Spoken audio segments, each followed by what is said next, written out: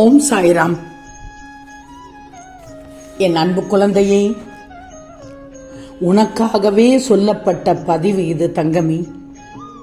தவறவிடாமல் முழுவதுமாக கேள். என் அன்பு செல்வமே, முள்ளும் அன்பும் ஒன்றுதான் தங்கமே. ஏன்னா நெருங்க நெருங்க குத்திக்கொண்டேதான் இருக்கும். ஆகையால் அன்பு வை, ஆனால் ஒரு அளவுக்கு மேல் வைக்காதே. அன்பை உனக்கு காட்டிப்பாரேன், உன்னையே நேசித்து விடுவாய். உனக்கு நீயே அக்கறை காட்டிக் கொள்வாய். பணிவு என்பது தாழ்மையின் சின்னம் அல்ல தங்கமே, அது ஒரு உயர்ந்த பண்பு. நீ பேசியே வளர்க்காதே, நடப்பதை மட்டும் பார், நடந்ததை கிளறாதே. உரியவர்களிடம் மட்டும் கூறு, ஊரெல்லாம் தம்பட்டம் அடிக்காதே, ஊரெல்லாம் சொல்லாதே என்றுதான் சொல்கிறேன். பிடிவாதம் கொள்ளாதே, வீண்வாதம் செய்யாதே. ஏற்றம் வரும்போது பணிவு வரணும், ஏமாற்றம் வரும்போது துணிவு வரணும். எது வேண்டும் என்பதை காண தொடர்ந்து சென்று கொண்டே இரு. மகிழ்ச்சியாக இருக்க பழகிக்கோ, கவலைப்படக்கூடாது. கவலை மனதை அரித்து கொன்றுவிடும். என்ன நடக்குமோ, ஏது நடக்குமோ, என்ன பேசுவார்களோ என்று சொல்வதை எல்லாம் விட்டுவிட்டு அவர்கள் என்னமும் நினைத்து விட்டு போகட்டும். நல்லதையா நினைப்பார்கள்? யோசி. மற்றவர்களோ, உனக்கு சொந்தமானவர்களோ, உறவுகளோ, பகைமையோ உனக்கு நல்லதையா நடக்கும்? அவனுக்கு இப்படி நடக்கணும், இப்படி இதைத்தான் நாங்கள் எதிர்பார்த்தோம் என்று பேசுவதற்கு, எள்ளி நகையாடுவதற்குத்தான் விரும்புவார்கள். என்ன நடக்குமோ, ஏது நடக்குமோ, என்ன பேசுவார்களோ என்று சொல்வதை எல்லாம் விட்டுவிடு. வந்தால் என்னிடம் விட்டுவிடு.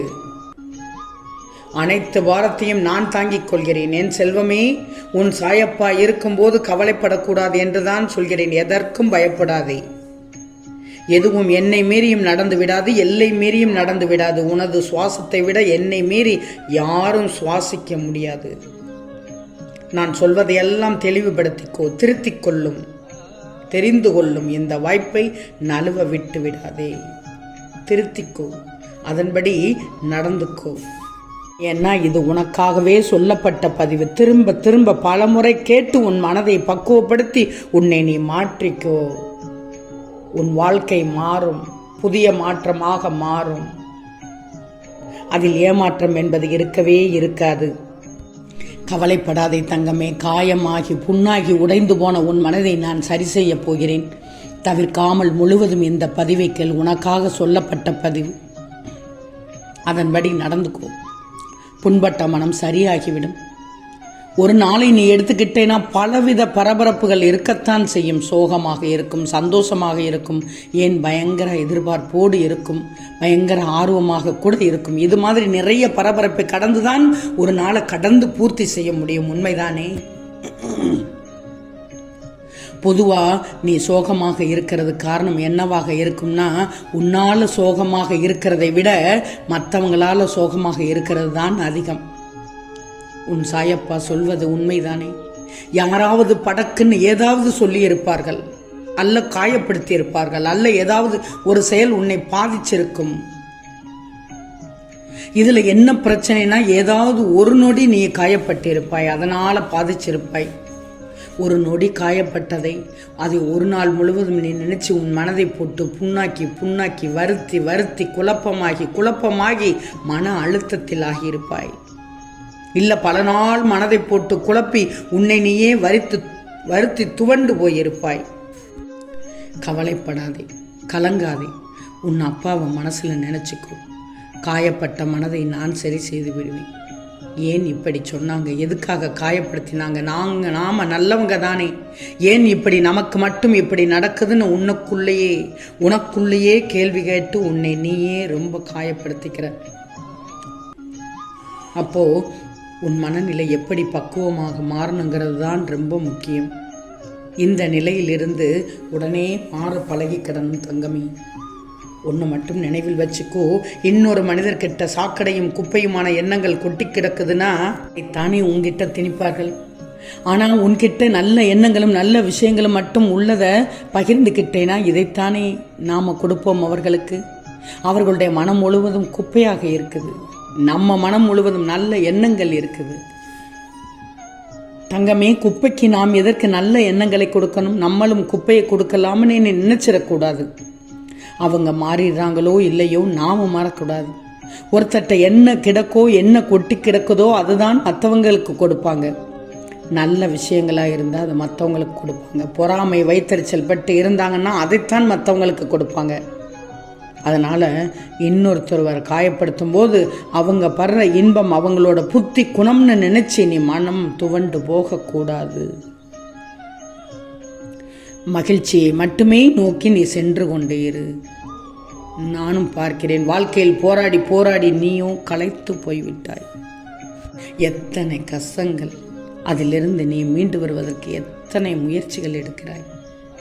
நான் பார்த்து கொண்டே தான் உள்ளேன். இதற்கு இந்த பரிகாரம் தேவையில்லை, எந்த பரிகாரமும் தேவையில்லை. உன் வீட்டிற்கு வருபவர்களுக்கு நல்லது செய், நல்ல உணவு கொடு, உன்னால் முடிந்ததை செய். இப்படி செய்தால் எதிர்மறை ஆற்றல் நிச்சயம் வராது. இதன் மாற்றம் உன் கண்முன்னே தெரியும். நீ கறந்த பாலை விட தூய்மையான மனம் கொண்டவன் என நான் நிரூபிக்கிறேன். அதுவரை பொறுமையாக இரு.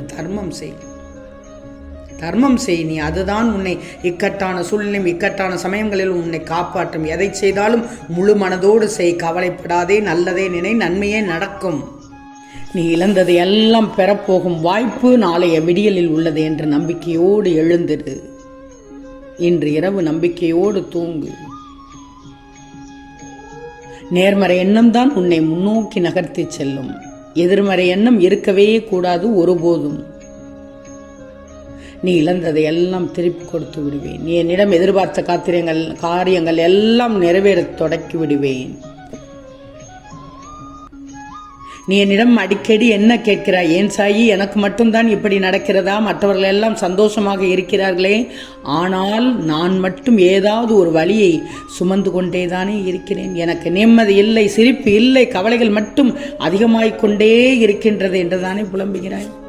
இல்லை தங்கமே, உலகத்தில் பிறந்த ஒவ்வொருவருக்கும் ஒவ்வொரு விதத்தில் ஒரு கஷ்டம் கர்மா வச்சு செய்கிறது.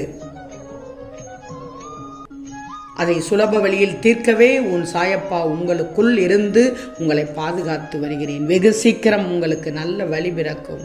போதனையை மட்டும் நீ உணர்ந்தால் எதுவும் உன் சாதனையாகத்தான் இருக்கும். இனி நிம்மதியோடு வாழப்போகிறாய். இழந்ததை எல்லாம் திரும்ப பெறப்போகிறாய்.